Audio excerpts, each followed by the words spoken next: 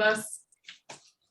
I'm going to go ahead and let you get started with our first item on the agenda. Okay, so we will start off doing approval of the minutes from last month's meeting.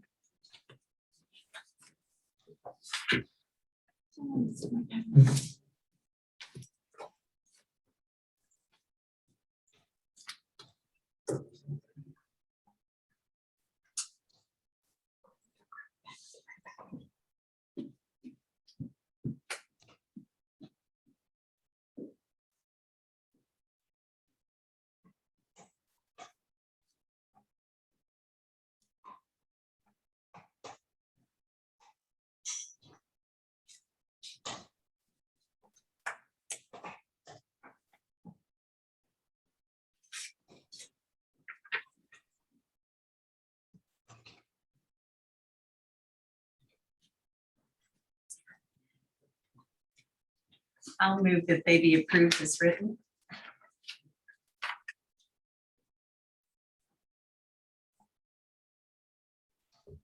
Ask for a second. Do we have a second approval? A second. Everyone approved? Aye. Aye. Anybody opposed? So James will have to abstain. So we have 5.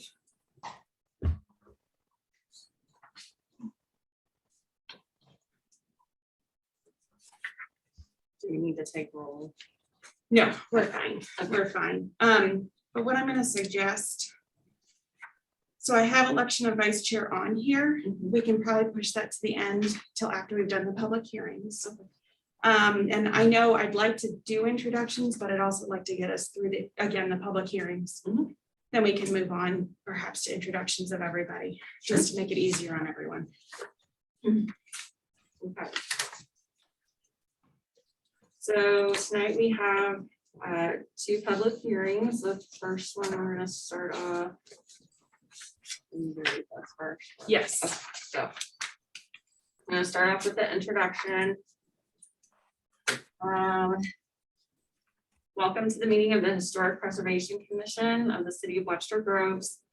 This commission recommends to the City Council the adoption of ordinances designating single structures or sites, portions of structures, groups of structures, landscape elements, works of art, or integrated combinations thereof having a special historical or architectural interest or value as landmarks or historic districts. This commission reviews applications for certificates of appropriateness to remove or demolish designated landmarks, 1 designated landmarks, and 2 structures within historic districts. In addition, this commission reviews applications for certificates of appropriateness before any of the following actions may be taken to a landmark property or to a property located in a historic district. 1 subdivision, 2 boundary adjustment, or 3 lot split. In making this determination, the commission sits as an administrative body and by ordinance hears the applicant and any other evidence that may be pertinent. In order to accommodate the schedules of all applicants, the commission requests that all persons wishing to speak limit their comments to evidence regarding the historical significance of the proposal. Above all, please be concise and to the point. Comments voicing nothing more than general opposition to an application will not be tolerated.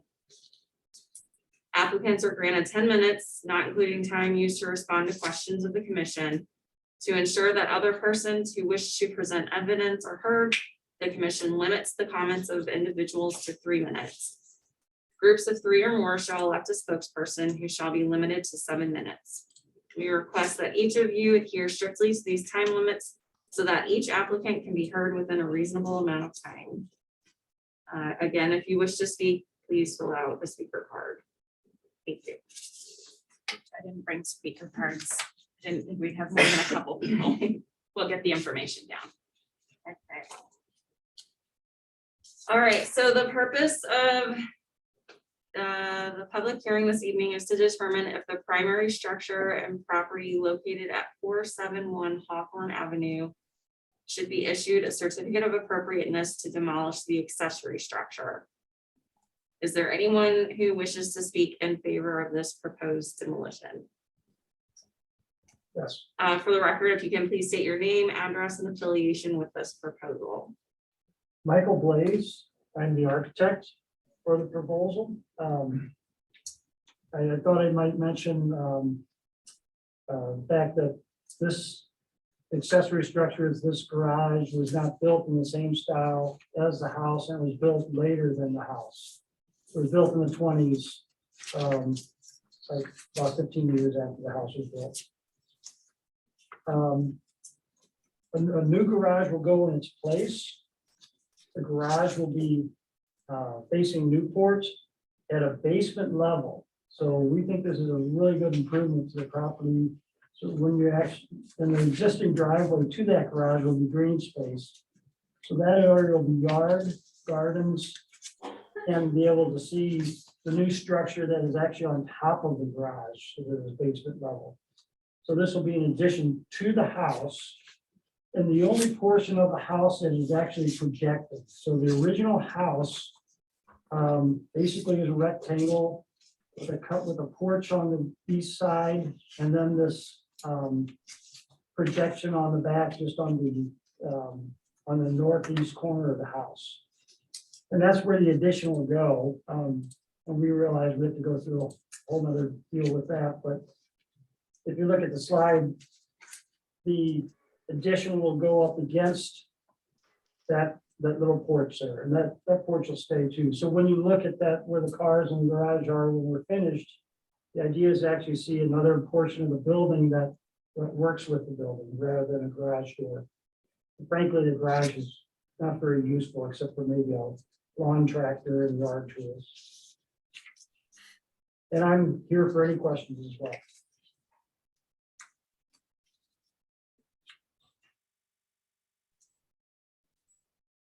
Hope you can hear me okay with the mask. That's what I was just gonna ask. Were all of you able to hear Mike? I know they put some new speakers up here. Were you all able to hear him okay? Yes. Okay, good. Perfect. Yeah, they've really upgraded the system in here, so it's been working pretty well, even with our masks. Do you have anything else to add? Oh, that's about it, unless you have any questions. Okay, do you guys have any questions for the speaker? If we approve it, what's your timeline? As soon as we can, I mean, it's. As soon as another committee approves it, I There's another assume. committee, and so we have to create architectural drawings, go before the architecture review board, get a certificate of appropriateness for the addition. Get a contractor. Weather permitting. Timing, weather permitting, it's Gotcha. a process. I understand. Hopefully by end of next year. I mean, complete. Mhm. So just as a reminder, and I have the slides up and I can go back and forth between the two of them, but we do have all of the factors that you're supposed to review. So those are available. And then I know the homeowner is here also if there are other questions of the homeowner.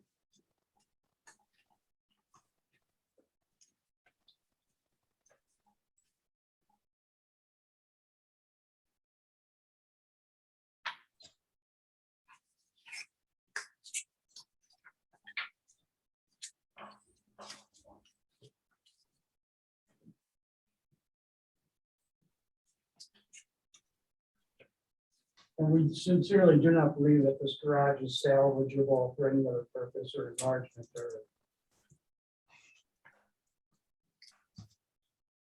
I inspected the attic and I wasn't going to step on the boards in the attic for you fearing I might fall through.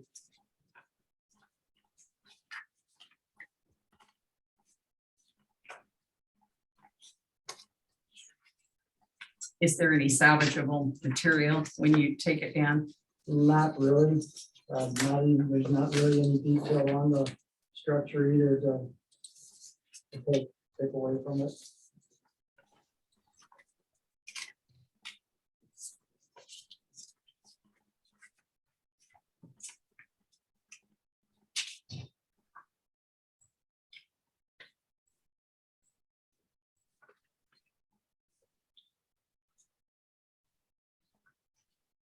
So, and if no one else has any, you can go through the next couple steps. There's a certain point where we do have to enter all the evidence. Okay. And then if there's no other questions or concerns, we enter the evidence, confirm that it's not going to be, a detriment, and then you guys can move forward towards a vote. Okay. Is there anyone? Is there anyone else who wishes to speak in favor of this proposed demolition? I don't have too much to add, other than the fact that, Mike has a sort of an outside drawing of it, right? Do they have a copy of that? For the new structure? Yeah. No, we did not present that. Yeah, that's usually not presented here. They Okay. just can take into consideration the actual structure itself. Okay. ARB will look at all the questions and concerns related to the new piece and how it will Okay. obtain its own certificate. of I would just say appropriateness. that it's crumbling from the inside out. It's laid and I sweep it out all the time, it's just falling apart. And we very much would like an attached garage. We're getting older. We'd like to be able to get outside without, it's icy and stuff. And you've lived there how long? 26 years. Is there anyone who wishes to speak in opposition to this proposed demolition? Make sure there's no one on. Nope. Okay. And if any commission members have any other questions? And I guess we'll go ahead and close the public hearing.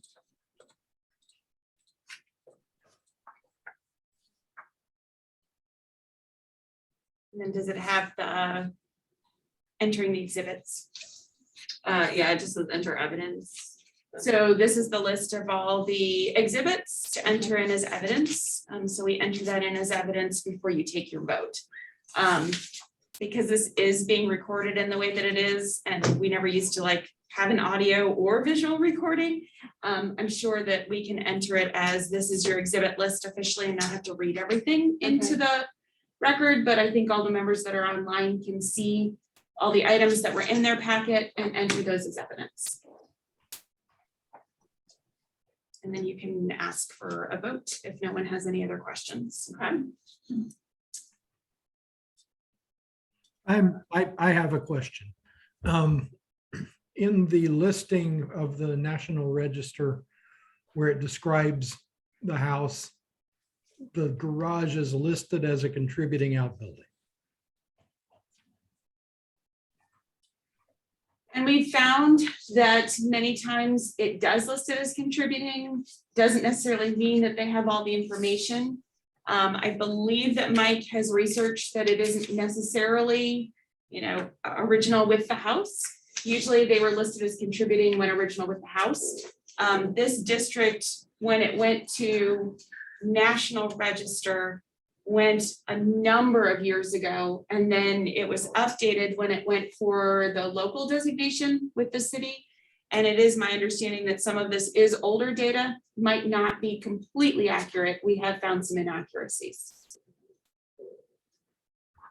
Okay, So, it's listed as contributing. That was one person's determination. And it doesn't give any additional information as to why it was contributing. all right. No, I was just curious if that was a consideration. It is always a consideration. You definitely can. So if you go back through your various considerations, you have to take all of these in order to grant a certificate of appropriateness. These are some of the elements that you arrive at. So can the property be put to a reasonably beneficial or economic use? Will they incur a substantial decrease in the fair market value because you've denied the certificate?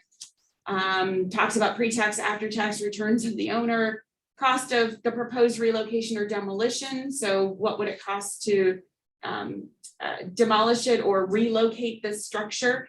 The structural soundness of the structure and their suitability to be rehabbed is one of the considerations. Economic feasibility of rehabbing or reusing the structure or improvement on the property instead of demolishing it. And then it talks a lot about that there was willful neglect. And in most cases, a lot of these accessory structures were not made to necessarily last like the homes were.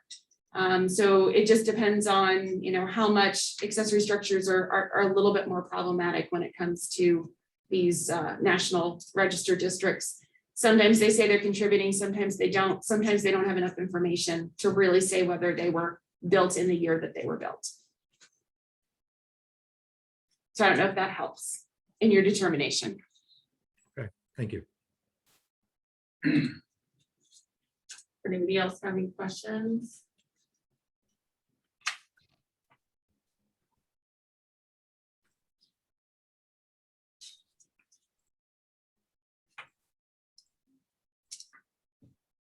I guess if there's no other questions, if we want to come to a vote.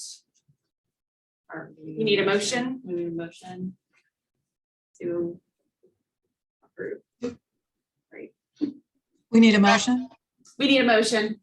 Can we move to accept the, what, I've not done this Oh. before. Move to, that's okay, move to approve the certificate of appropriateness for the demolition of the accessory structure. Okay, I'll move to approve the certificate of appropriateness for the demolition of the accessory structure. Okay, so all those. We need a second, sorry. I will second that. Okay, Are we good now? here we are. Okay, all those in favor? Aye. Aye. Are there any opposed? Okay. Thank you very much. Thank you both for coming and providing all that Thank you. information. Thank you so much. Have a good evening and stay dry. All right. So we're gonna start it all over again. We've got another one. We don't have to read that one set, but we do have to go through the other steps, just like we just did for the first one of going through, asking if there's anyone coming to speak. But not the introduction. Yeah, we don't need to, we've done the introduction for everybody that was already here, so we're good on that. Okay, so the purpose of the public hearing this evening is to determine if the primary structure and property located at 219 North Pomfret Avenue should be issued a certificate of appropriateness to demolish the accessory structure. Is there anyone who wishes to speak in favor of this proposed demolition? Yep. Okay, and for the record, please state your name, address, and affiliation with the proposal. Sure. My name is Bob Buckman. I'm an architect with KWK Architects here in Webster Groves, just down the street.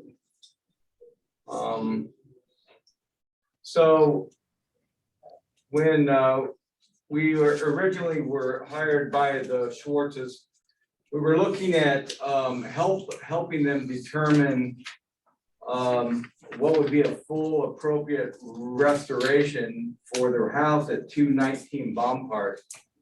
They purchased the house in 2019 and really wanted to understand everything about the house that they could as they took steps to restore it to its original condition. So this house was built, and so as we did an extensive amount of research on the house and the property, and found that the house had been built over a series of years. There was an original cabin structure which is still buried inside the house. And we're figuring that to be around 1865. The main house, 1892, which is the year which is listed on the Department of Interior Parks register. And then there were a series of other additions put on by other owners in 1910 or 1908 and 1910. Through our research, we found also an addition in 1955. As we were working through these concepts and these discoveries with our client, We also discovered that the garage, which is a single-story concrete block garage in the back of the house that was listed as contributing, we discovered that it actually was not original and wasn't built until 1955. We discovered that not only that, but through aerial photography and then being able to interview the homeowner's son who lived there in 1948, who bought the house. There was an architect who bought the house, Marshall Burton. We discovered that not only did he tear the garage or the barn that was on the side of the garage down, but he also constructed the garage and basically transformed the house into a shingle style. He basically replaced the horizontal siding on the house with shingle style siding. As we discovered this, we were also looking at the garage, and the client was curious as to, after discovering that there was a barn here, they were really excited about what would it take to restore the barn back. And that just got us to thinking. That was the inspiration to create a new garage in the back of the house that would better serve their needs moving forward, and also be something that might be a little bit more compatible with what originally was on the site. So the first step, we thought was just to look at, take a look at the garage, and we did determine that it's actually been built. The original garage was concrete block with wood roof trusses and horizontal siding. There's shingles just on the front of it. And then as you move through it, you can see there was a wood framed addition built on the back half as well. So I wouldn't say it's, falling apart, but it's not in the best of shape. Certainly is not up to current codes. The concrete masonry units would have not been built to current codes, probably not even reinforced. So it's kind of a two-part thing. The client, would like to put a garage on the site that will house more than one car or a golf cart and some tools, as you currently see. And not only expand that, but it inspired our team to design something that maybe is more similar to what was there originally. So I think I covered everything. So yeah, if there's any questions. Okay,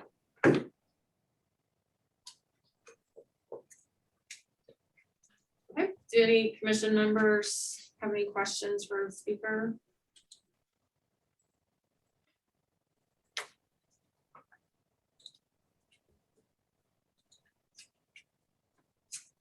Did we have a structural report in here? I can't recall seeing one. So with the certificate of appropriateness, we do not require a structural report unless they're saying that structurally it's unsound as their reasoning for demolishing it. And we don't require an occupancy inspection of a garage. Of course. Okay.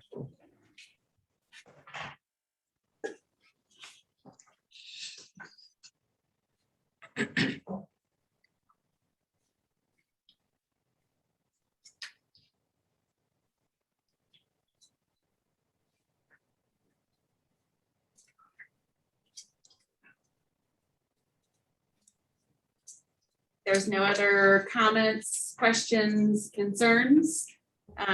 We can go ahead and go through the steps. We can close the hearing. Is there anyone else who wishes to speak in favor of this proposed demolition? Is there anyone who wishes to speak in opposition to this proposed demolition? Okay, at this point, we'll close the public hearing. And enter the evidence. And same as before, we have the list of evidence that we have documented here.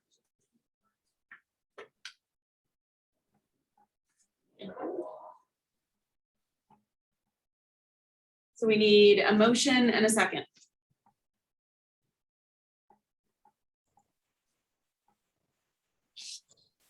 I'll make a motion to accept the request for the certificate of appropriateness to demolish the accessory structure. I second. All those in favor? Aye. Aye. Is there anyone opposed? Thank you. Very good, thank you Thank all you. for your time. Good night. Good night. I stuck around, I noticed in your, do you mind if I speak? Yeah, that's fine. In your agenda, you're discussing joy homes, restaurants, and. Sears Kid Homes. Yeah, cheers, yes.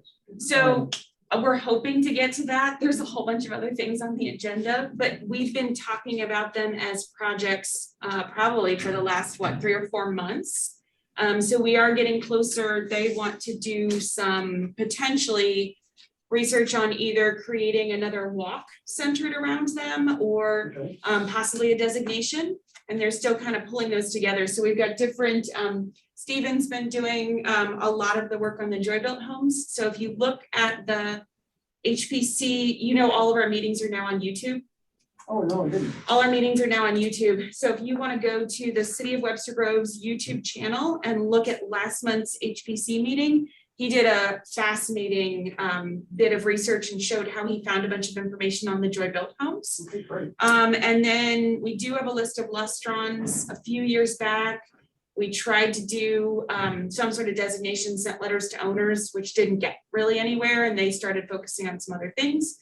So that might be something. And then the Sears Kid Homes, that was like the third one. They were kind of thinking about just sort of groupings of decades. Okay. So if we have time to get to it, it's gonna be great. We've been getting just demolitions in nonstop. So we were gonna probably go through all of that, and then depending on how exhausted they are, determine whether we continue. But definitely, if we do get to it, you can stay, obviously. Okay, well, I'll wait for the next YouTube. But definitely check out last month's YouTube, because I think you'd find it fascinating, and Stephen really did an incredible amount of work. He's been researching them through the, the library now has all the building permits. No, I didn't know that. The library has scanned. We gave them a whole bunch of building permits, and they have all these building permits. You can actually, like for me, I knew the year my house was built, and I started, and magically it was a March date, but I found the original building permit from when my house was built. They're scanned in, and you can go by year, and you go through PDFs, and it's pretty cool. That is cool. Yeah. All right. Okay, thank you. Thanks. Merry Christmas. Merry You Christmas. too. Okay, Okay, do we have any visitor comments? so that was probably your only visitor comment. Other visitor comment? So I'm gonna really quick kind of jump us off of stuff for a second. So I'm gonna go back to our agenda. There we go. Okay, so sorry I wasn't here last month. They were making, my staff was making a joke that I needed to have a drinking game for every time my name was said of if Mara was here. If Mara was here, Mara could help. Mara knows the answer to this. They were totally laughing and said that I would have been like flat on the floor if I'd been doing that. I did listen to the whole meeting. You guys did awesome. So a couple things. We had on our agenda for a couple times, we need a vice chair and we needed a secretary. We decided as staff that this was getting too hard to find you all a secretary.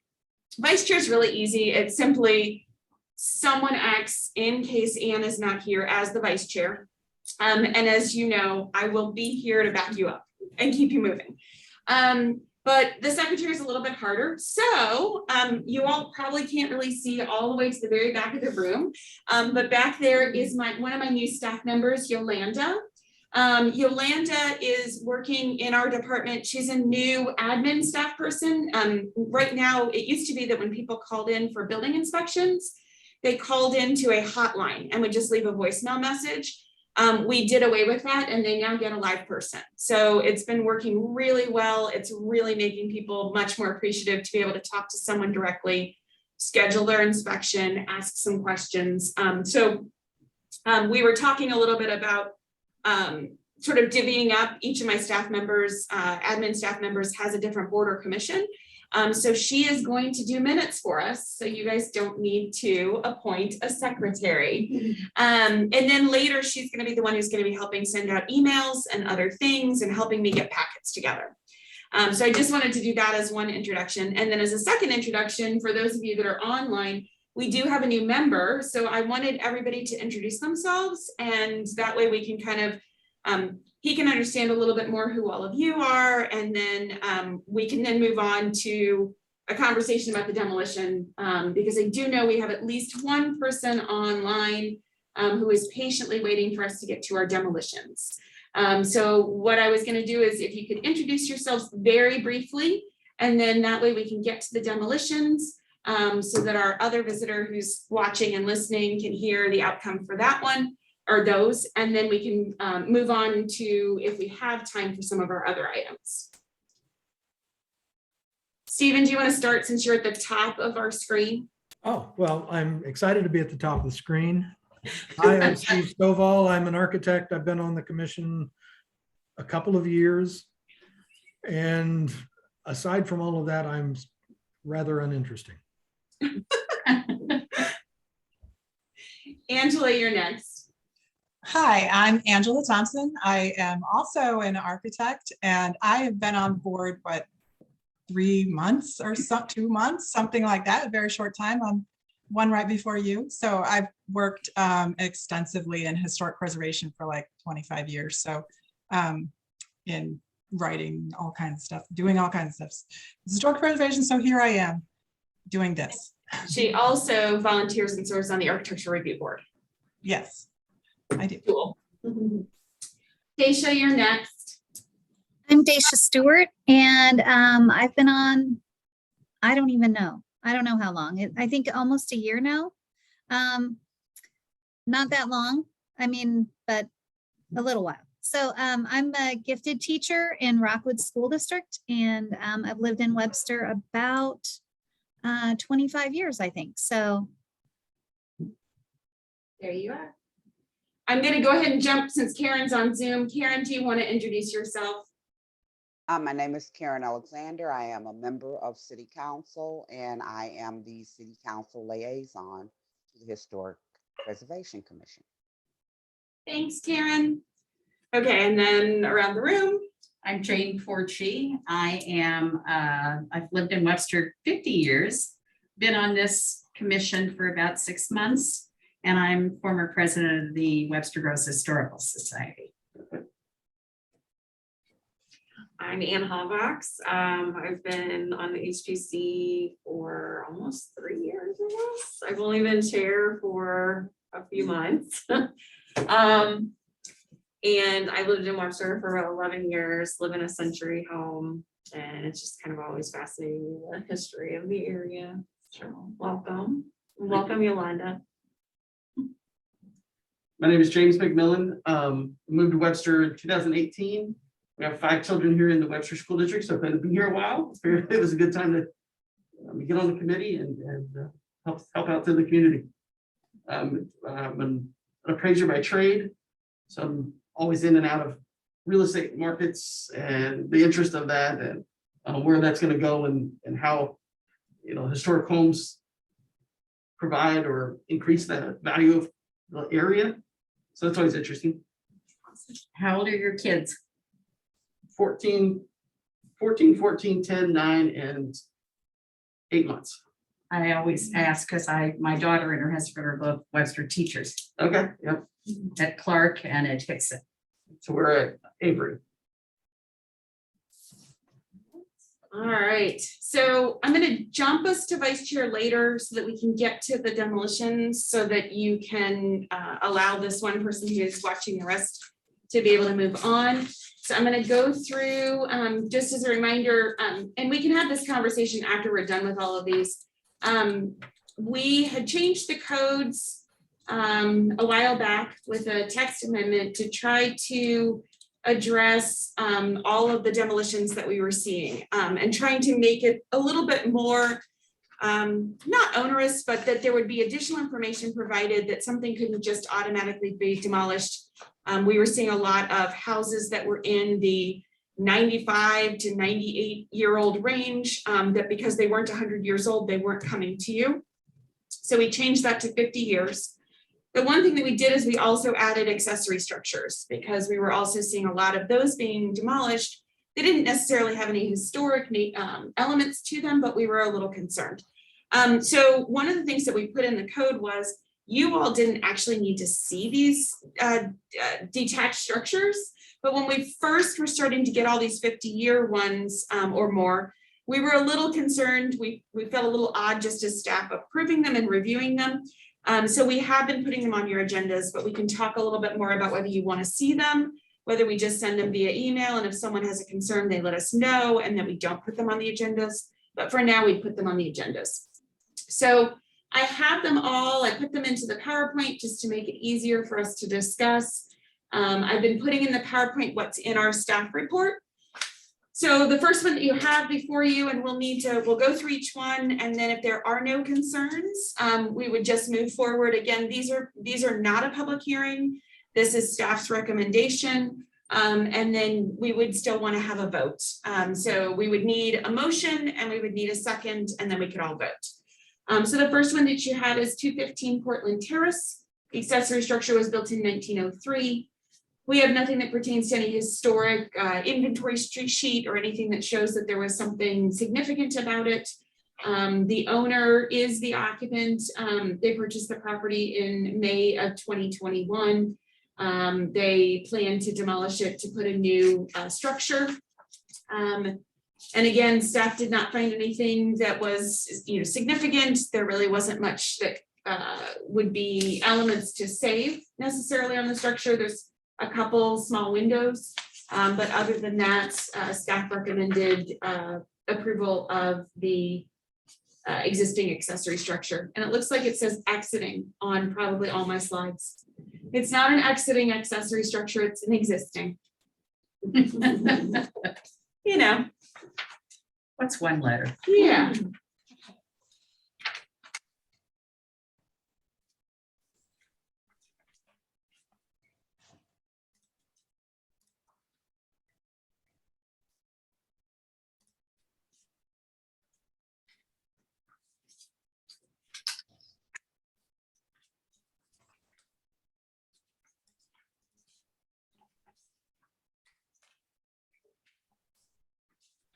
So if there's no questions and there's no concerns, you can ask for a motion and a second.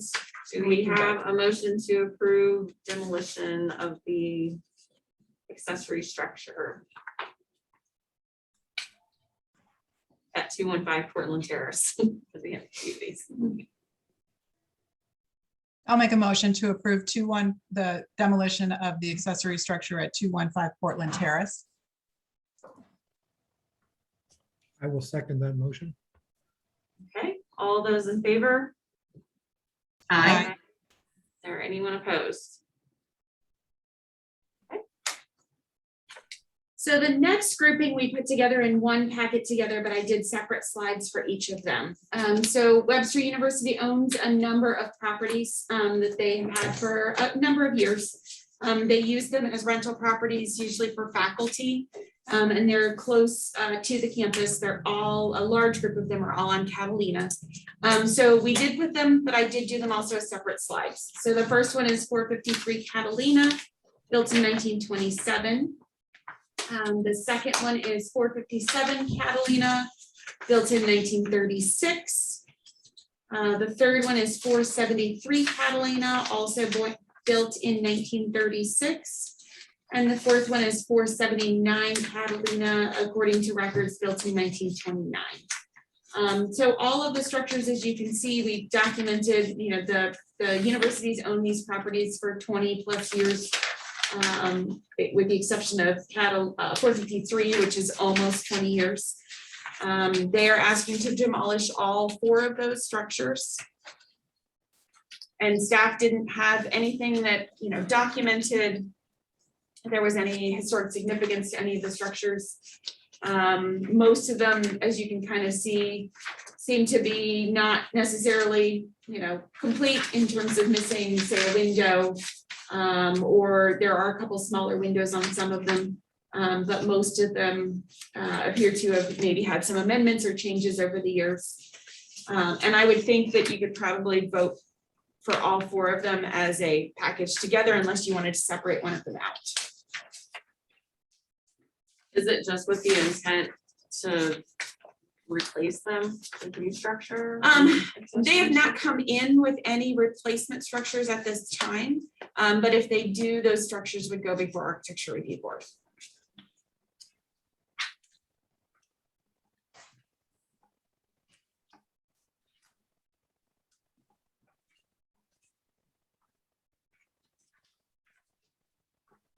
Are there any questions?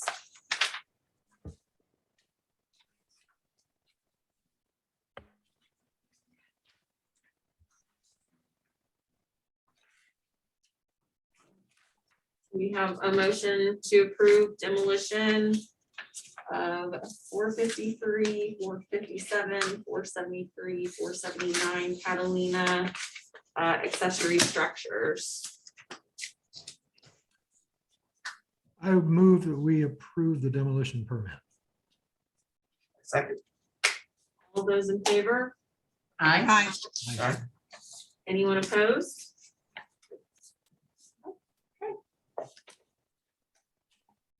All right, so our next one that we have, 455 North Mclean Station Road. So this one's a little bit unusual. This one is one that, as you can probably tell, they started the asbestos removal to demolish the structure before obtaining a demolition permit. Staff saw it and did a stop work order on it.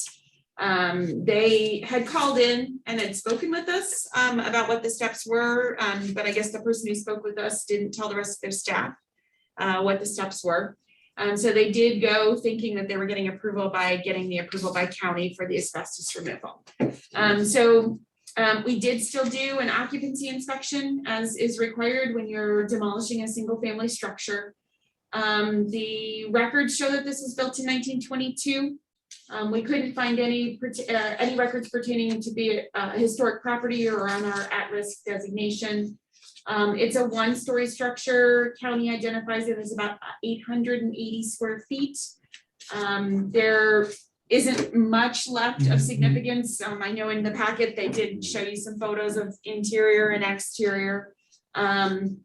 They did purchase the property in May with the intent to demolish it. For those that might have driven past it, the new total access urgent care that's under construction, which demolished a commercial structure on Big Bend, the neighboring commercial structure, this is behind it.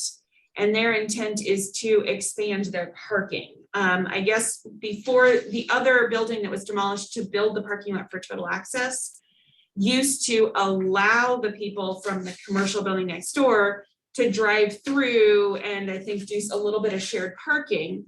But once it sold and was demolished for the total access urgent care, they no longer have additional access to get out of their parking lot. And so they assumed that by buying this behind them, that they could expand their parking lot. So we're still working with them on all of the steps that they need.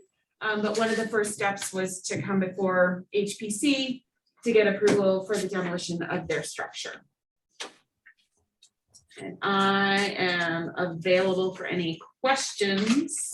I think I gave you probably more than you needed on that one.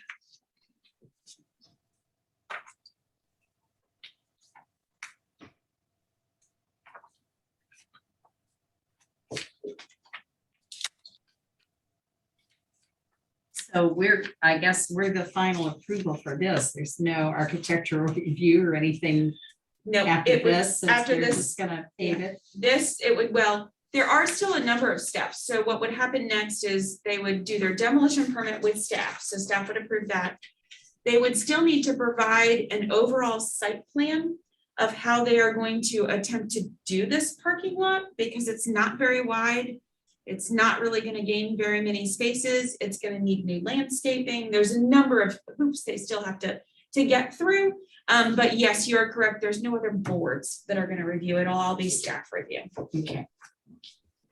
Does it have to go through any like rezoning or anything? No, it's actually already zoned commercial. So all of Mclean Station is zone C commercial, and the C commercial allows you to have single family homes. And so there are still a scattering of single family homes that still operate as single family homes.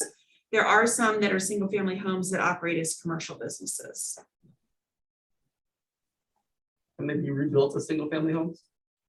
Say that again? Can they be rebuilt as single family homes? Yes, they can be rebuilt as single family homes, definitely.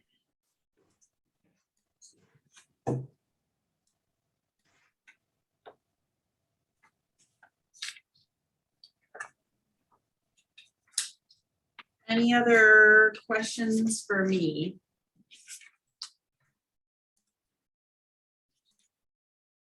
I mean, obviously the outside of it looks pretty strict there.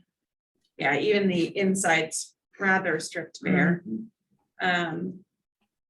One thing that staff would probably suggest is seeing if they can salvage the windows. So if they're a pretty decent set of 3/1s. And we would probably, recommend asking of that. But other than that, there doesn't appear to be much else that can be salvaged from the house. Do you ever, I have a question when you say that about, do you recommend salvaging? Do you recommend salvaging the old wood? Yeah, actually, we do many times recommend it, but we can't require it. Oh, So- right, yeah, I guess. But Yeah, this- yeah. This has all the old wood sheathing. That's probably pretty good wood. It is, you are completely correct. Yes, I would highly recommend if they could do that. It looks like the one or We'll two, make it into floors. like wood floors. Yeah, there are some wood floors, but the question is what's still, yeah. There's at least one room that looks like it still has decent, can't really tell how damaged they are. Yes, we can make the recommendation to salvage windows, wood, other elements. Yeah, I would Like, think they could sell the wood sheathing on the outside, but that's kind of another issue. I know.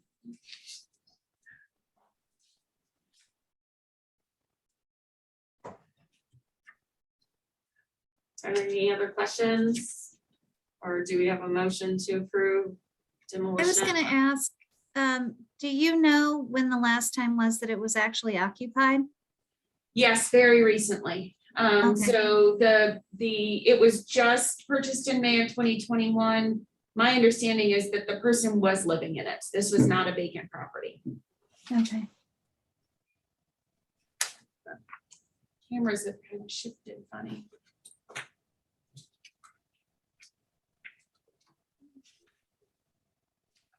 I can just-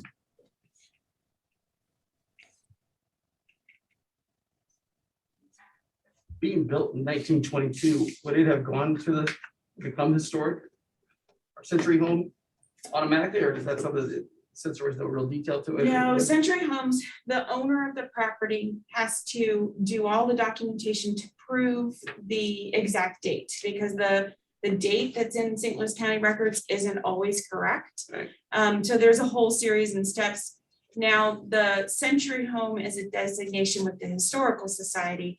It does not actually have any weight when it comes to demolition for Historic Preservation Commission. The only things that go to get a certificate of appropriateness are if they're in an actual historic district or designated as a historic structure. So our code simply says if it's over 100 years old, whether it's a Century Home or not, it used to have to come through this commission. And then we expanded that time frame. So now if it's 50 years or older, it has to come through the commission. And we have a whole series of documents they have to provide us, and we require them to do an occupancy inspection so that we can kind of see do the pictures and documentation that they say is actually true. And make sure that that is verifiable. Very good.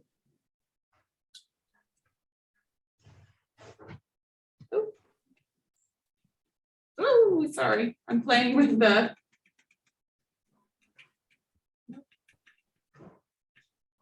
There we go.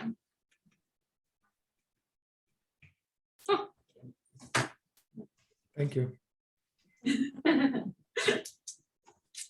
Any other questions? I'll move that we approve this demolition request for 55 North Mclean Station Road. Second that. All those in favor? Hi. Aye. Anyone opposed? And then last but not least, another demolition request. In this case, it is a single family home.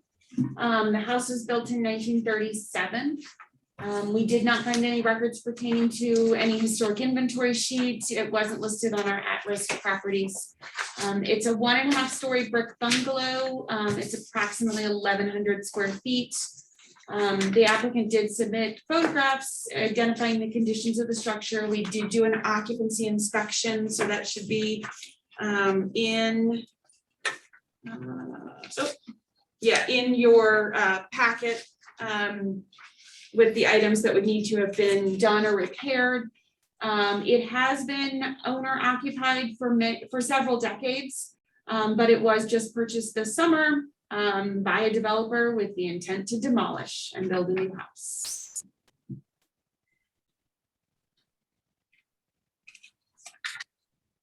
They purchased it back in July. July, Yeah, because it says the power has been shut off. I'm assuming they shut it off when they purchased it. they did. So they did all this stuff too. It was lived in before this. It was That's lived in before this. So Yeah, that's what I thought. It looked almost intentionally like tossed around, but for whatever that's worth. yeah, it was lived in before. Now the hard part is that because if we don't get in for an occupancy inspection when they're getting ready to sell, then we don't see anything. And when they turn off the power versus change the power into the name of the new purchaser, we don't see it. So if it doesn't go on the market out there, we don't have a way of seeing that it's on the market. And then if it doesn't, if it's a private sale and they don't change the name of who is now in charge of the electricity, that's our only other means of knowing that it's changed hands. So yes, I think you know this well. Yeah, you can see what happened. It's pretty obvious, but it is what it is.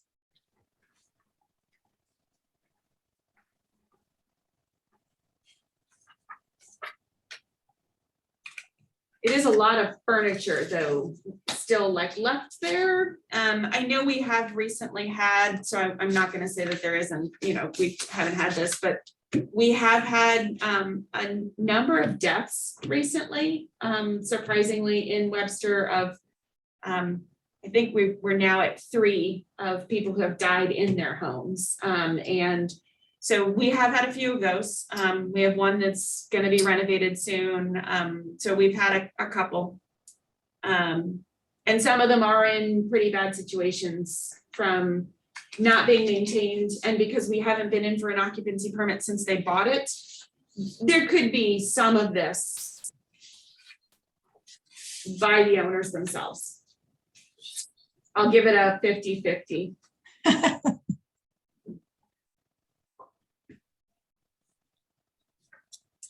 But as you can see, staff didn't have any particular, we couldn't find anything of note to document. We can encourage them to, there's not really any windows to save. There's maybe some brick if they really wanted to spend the extra time, which I doubt they will. There wasn't a whole lot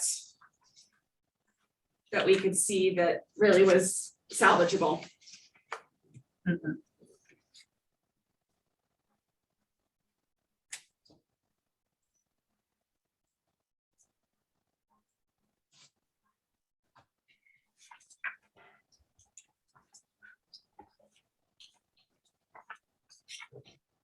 One question I have, which I'm not sure if it's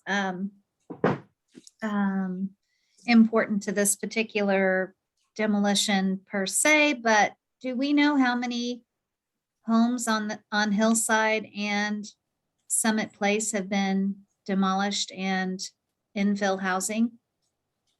A lot. A lot, and all by the same developer. Yeah.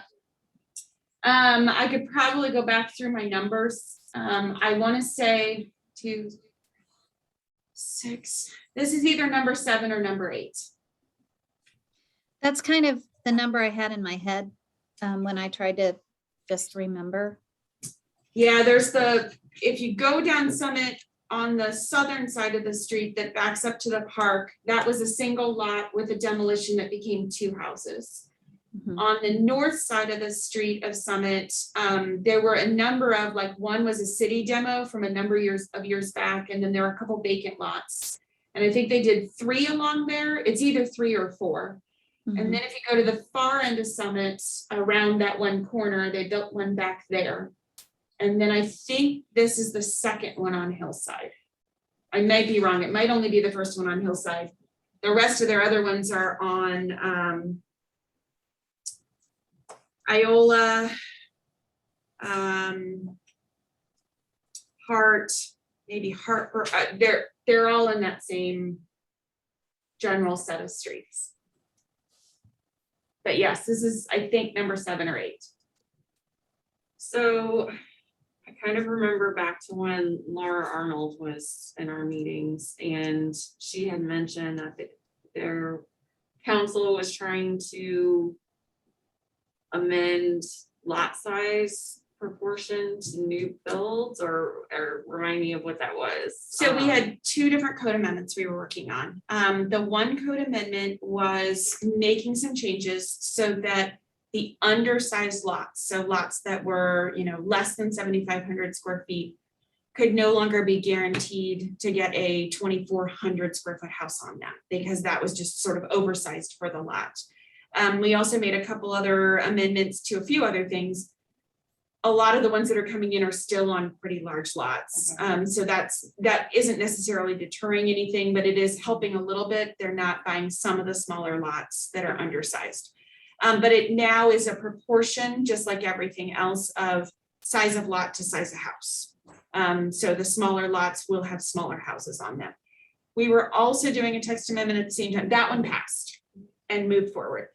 At the same time, we did another text amendment, which was trying to allow 2-family structures to be encouraged on the single family lots. That was also being worked at the same time to try to encourage or discourage, on some of these larger lots, when the house gets demolished, that maybe two townhouse type smaller houses could go, and then we would be losing all of our 1,100, 1,200 square foot homes.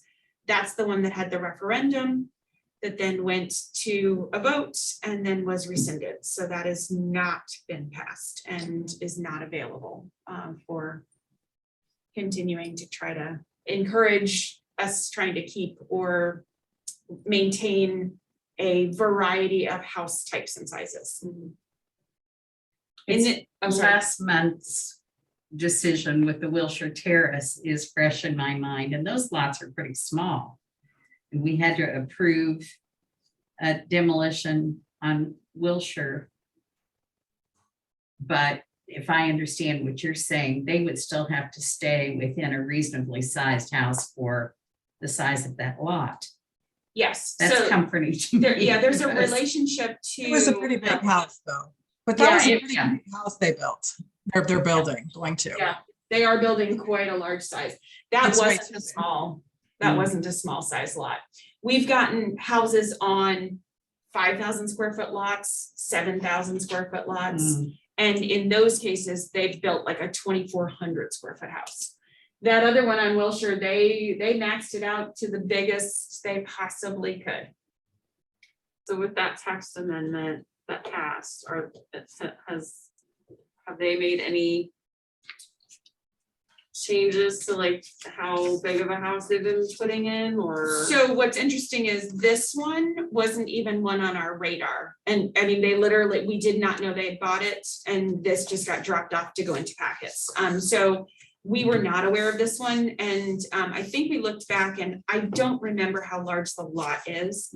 I think they are pursuing lots that are larger in order to ensure that they can build basically their standard. They don't want to have to redesign. So they're just building their standard house. And I didn't know if there's any way they can get around that with like building up, or is there, no? Nope. So everything stayed the same. You can't build more than a 2.5-story house. The half story, which was one of the amendments that we made, is tied to 50% of the square footage of the floor below. For a while there, it had been bumped up to 75% of the floor below, so we got it back down to 50%. There's also the relationship of if it's on a sloped lot, the exposure creates potentially, if it's too much out of the ground, like a walkout, that level counts as a story.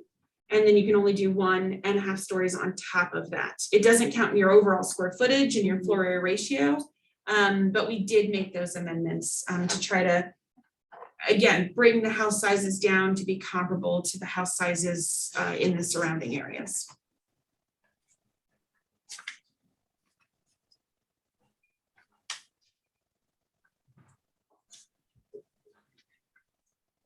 Are there any other questions?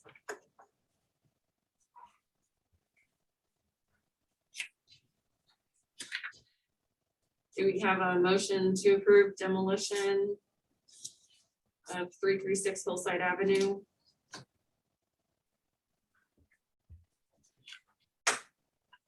I will I'll make- move, we approve the demolition. Second. All those in favor? Aye. Anyone opposed?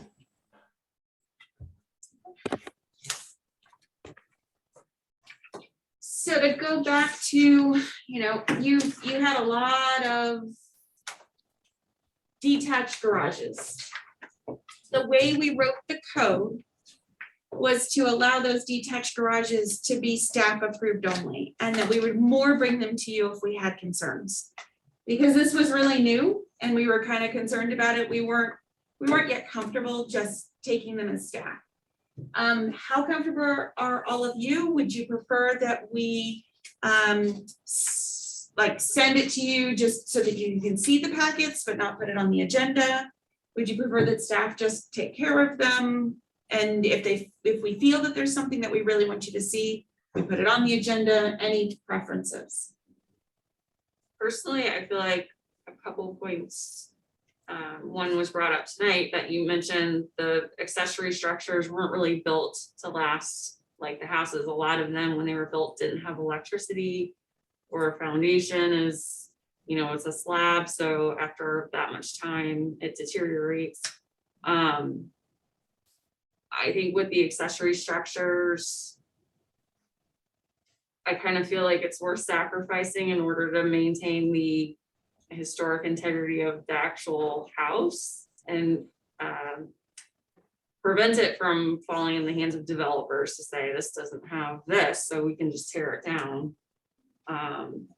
Personally, I think I'm comfortable with staff approving them. Obviously, like you said, if there's some concern or something that you feel needs to be brought to our attention, I wouldn't mind if it was just emailed either, but I definitely think, I don't want to intimidate people by saying, well, to get a new garage, you have to be on the HPC to have approval to demolish your, accessory structure. That really. We're still gonna tell them that. They still have to they still have to turn in the paperwork. Right. So they still have to turn in the paperwork and we review it. So that is still, and again, it's an extra step, but it's an important step. Sure. Just in case. Yeah. I just think personally, some of these, there's not really much that we can say because there's not much to it. I don't know. I'm sorry. I did notice in all of my flipping through the building permits that I've done, and I've done a lot of it. even when construction was down, new houses weren't going up during World War I. There were still just an unbroken line of applications for garage structures to be built by owner with day labor. So most of the garages in Webster don't match the house. They're not the same age, they're not the same quality, they're not the same style. So if there is something that the staff thinks is important that we see, I would move that, yes, let's ask for that. But I don't think we need to see every chicken coop that wants to get this. Yeah, now if it's like a carriage house, that's a little bit That's- different. yeah, I agree. Totally agree. And we haven't had any of those recently. Most of those are in better condition. But yes, if you were all comfortable, I was gonna go back to what the code says and just go ahead and move those along and only bring them to you if we thought it was an important one that we wanted you to see. So if you're all good with that, and I don't need a motion or anything on that, but I just wanted to make sure, you know, when we started putting this packet together, it was just overwhelming. It was crazy how many we'd received. So if you're all comfortable, we'll only bring houses forward and obviously certificate of appropriateness. And I'm crossing my fingers that we don't have one for January. I think the deadline is coming up really soon. And none of them have piled into Danny's inbox, which is awesome. When he was gone for a week, they like all came in at once and there was a stack about this high. So that's great. And then in your packets, there was next year's meeting dates. So actually, I didn't put it on my slide.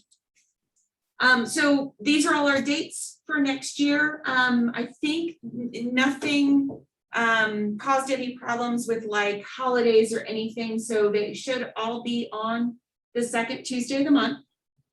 We are going to continue to have this opportunity to do Zoom. I know that's helped out a lot of people in terms of being able to attend, even if they were home or traveling. So I think that's helped. We are still looking for 2 more members to fill our group back up. But I wanted to give you the dates so you could get them on your calendars. We always have to have at least 5 for us to have a quorum. It was great. We had 6 tonight. That was awesome. We did have 1 member who was unable to make it. So we do have 7 right now. We should in total have 9. And then the only other thing would be, you know, I know that took a lot of time. We're already at about an hour and 10 minutes. I didn't know how much you wanted to get into the various projects. I hoped that when you saw on the minutes, I did watch the entire presentation. Everything that Steve did with all of the Joy Built was really fascinating to listen to and to watch. I didn't know if you wanted to discuss next steps, if you wanted to talk a little bit more about the other projects. We did have a gentleman from Brentwood reach out to us because he'd seen old articles that we had said we were trying to put the Lustron homes on the National Register. And he wanted to confirm that we'd done it because he's trying to do something in Brentwood for their grouping. And so he was a little disappointed that we had not yet put ours on the National Register, but he was also interested in maybe attending a future meeting if we talked about the Lustrons, because he really would like to protect the ones in Brentwood. So I'm just throwing that out there. And then I know we hadn't really gotten into Sears Pit homes. And then we kept talking about when this commission was full, that we'd have a little bit more opportunity to break the groups into focus, like you could have smaller subcommittees to work on some of these projects.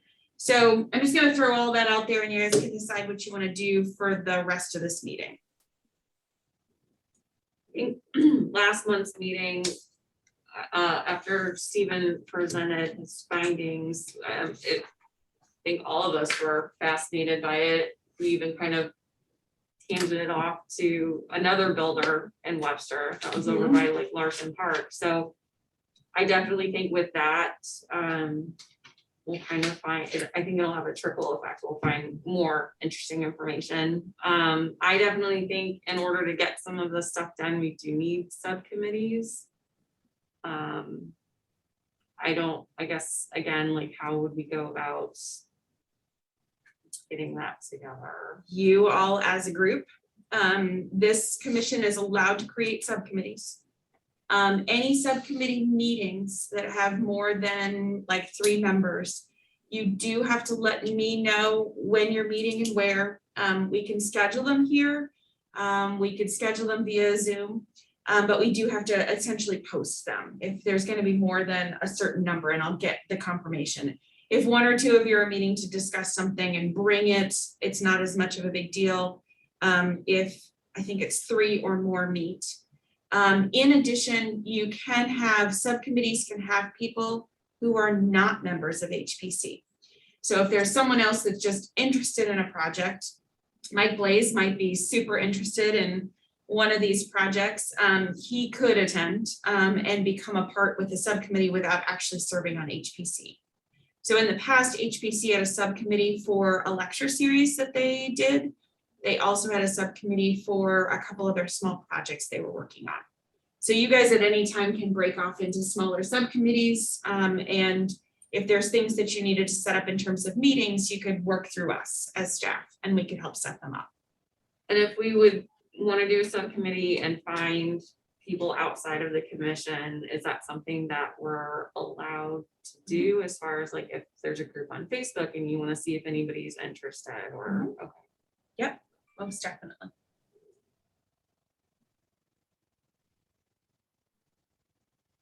So you guys can talk some more tonight about these projects. You can move it to next month to talk about these projects. I know Angela talked with some of the other ARB members about how exciting that HPC was.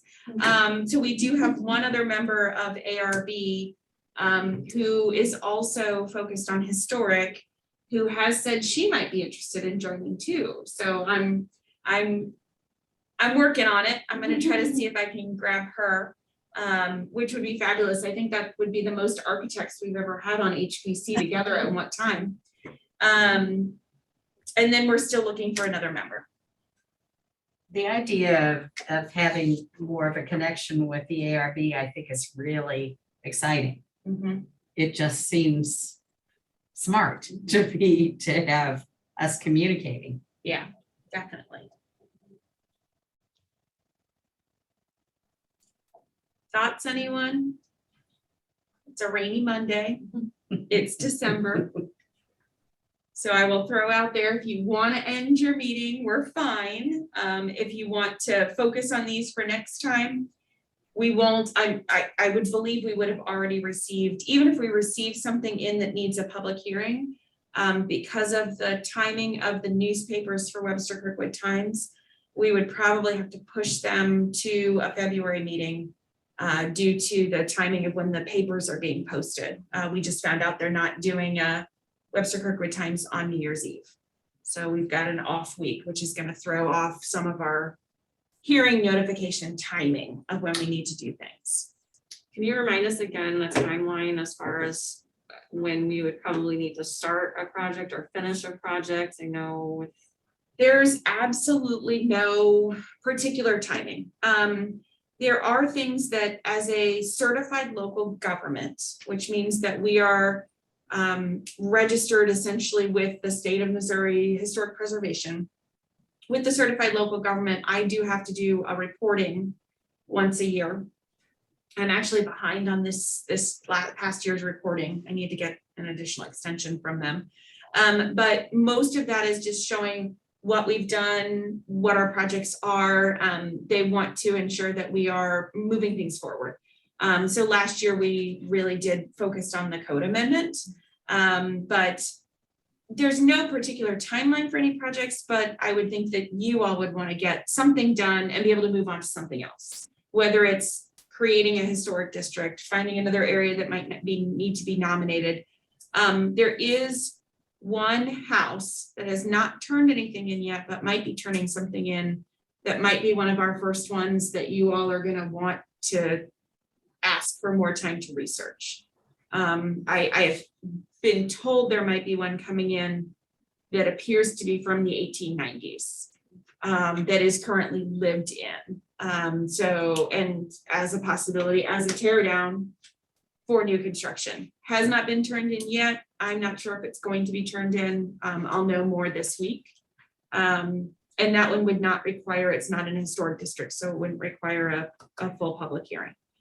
But that might be something that we're gonna end up with a few more where we actually might have something where we are concerned and wanna do more research. I almost forgot about that one.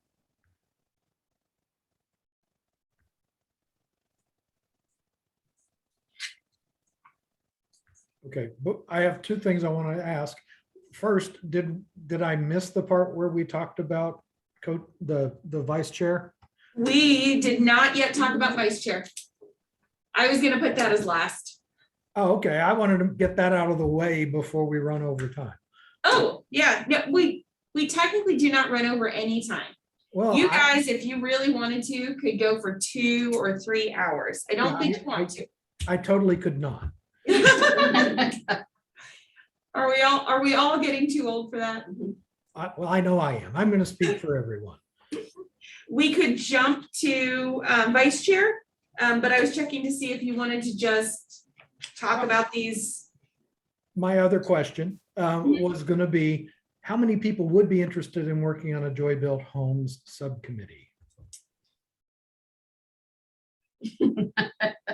You know, I think 2 is enough to get started. I just need somebody to bounce ideas off of. Well, that and, you know, I think Katie Ortworth said she would possibly be interested in Okay. joining a subcommittee, so I think. Okay.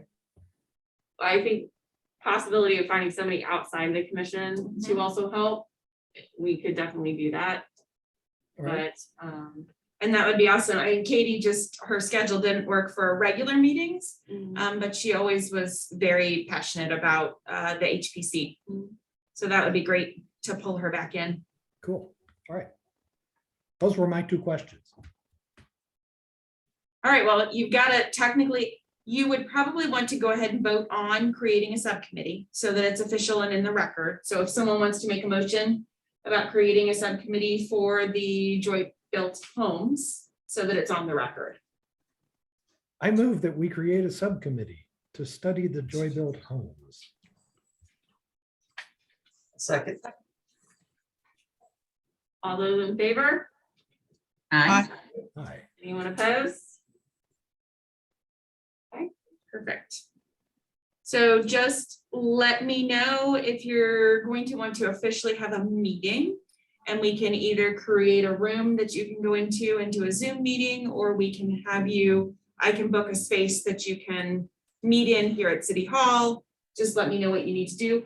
If you're just bouncing ideas off of one other person, there is nothing needed for anything formal. Okay, so we can exchange emails. Yeah, single emails can be exchanged, not group emails. Okay, They have to go through me. Very good. Do you Thank want to go to elect your vice chair? Yes, let's do that. You can go ahead and call for any nominations for a vice chair. okay, are there any nominations for a vice chair?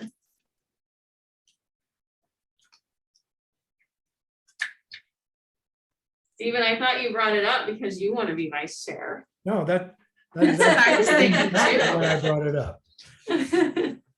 If no one wants to do it, I hate to put it that way. I guess I'm willing to do it. If we can't find a person here, I am willing to do it. I desperately wanted to nominate you. Oh, there we go. I nominate Angela. Okay. Does someone want to second the nomination? I'll second it. All those in favor? Aye. Aye. Aye. Hi. Anyone opposed? Whoa. Great.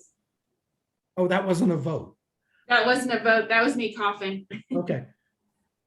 Nope, you're all good to go. And Angela, I will help if there is a time where Ann is not available and you do need to chair the meeting, I will walk you through what you need to do. All right, sounds good. Anne's been here every time I've been here, so far it seems like it'd be okay. I try to make it. Awesome. So do you all want to close down for tonight? Do we have a motion to adjourn? I'll make a motion to adjourn the meeting. I will second that motion. All those in favor of adjourning? Aye. Aye. Aye. Thanks, everybody. I don't know if everyone responded yes, yay or nay to the holiday very reduced down event. For those that are coming, I will see you on Friday. For those that are not, have great holidays. You too. Same to you. Thanks, everyone. Good night. Good night.